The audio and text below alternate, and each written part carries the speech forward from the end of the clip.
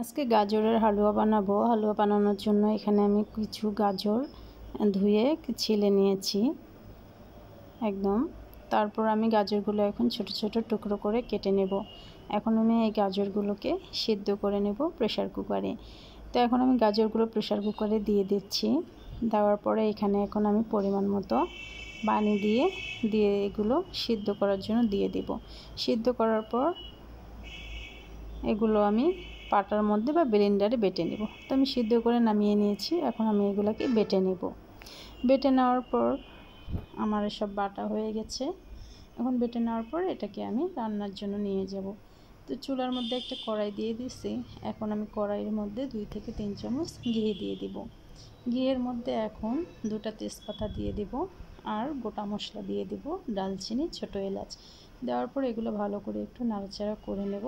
করার পরে বেটে রাখা গাজরগুলো আমি এখানে দিয়ে দিব। দিয়ে এখন এটাকে ভালো করে নাড়াচাড়া করব।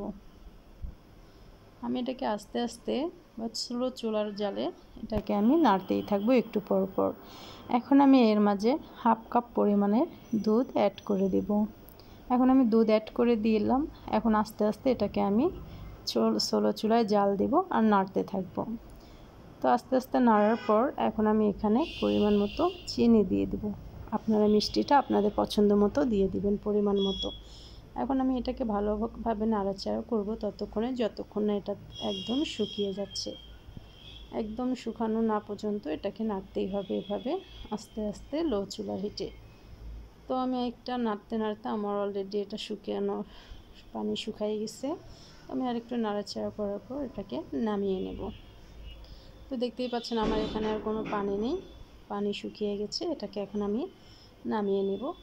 এখন আমি এদিকে একটা প্লেটের মধ্যে হাতে একটু ঘি নিয়ে প্লেটটাতে মেখে নেব।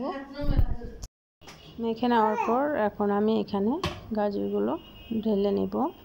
দিয়ে হাত দিয়ে আমি এটাকে আস্তে আস্তে বসিয়ে ঠান্ডা করতে দেব। এখন আমি প্লেটের মধ্যে এটা দিয়ে হাত দিয়ে এটাকে আস্তে আস্তে সমান করে নেব। নেওয়ার পর এটাকে আমি ঠান্ডা করতে দিয়ে দেব। ঠান্ডা হয়ে যাওয়ার পর এটাকে আমি চাকু দিয়ে নিজের পছন্দ মতো শেপ দিয়ে নেব। আমি এটাকে এখন চাকু দিয়ে নিজের পছন্দ মতো শেপ দিয়ে নিচ্ছি। আপনারা আপনাদের পছন্দ মতো শেপ দিয়ে নেবেন। তো আমি এখন চাকু দিয়ে এটাকে শেপ দিয়ে নিচ্ছি। তো নেওয়ার পর এখন আমি এর উপর দিয়ে কিশমিশ দিয়ে দিচ্ছি। আপনারা আপনাদের পছন্দ মতো সাজাতে পারেন। তো আমি আমার পছন্দ মতো সাজাচ্ছি। হাতের কাছে কিশমিশ ছিল দিয়ে দিছি। তো আমার হালুয়া রেডি। ধন্যবাদ।